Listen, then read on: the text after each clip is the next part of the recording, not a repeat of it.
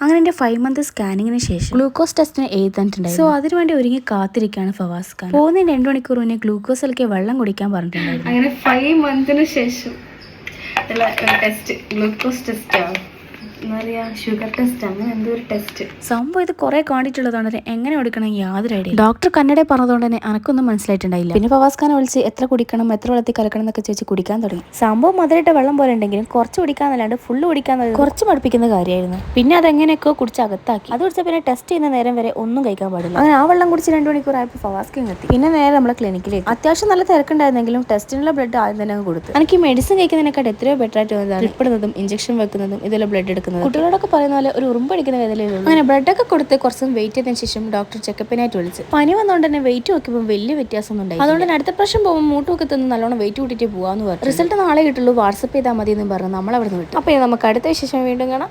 By.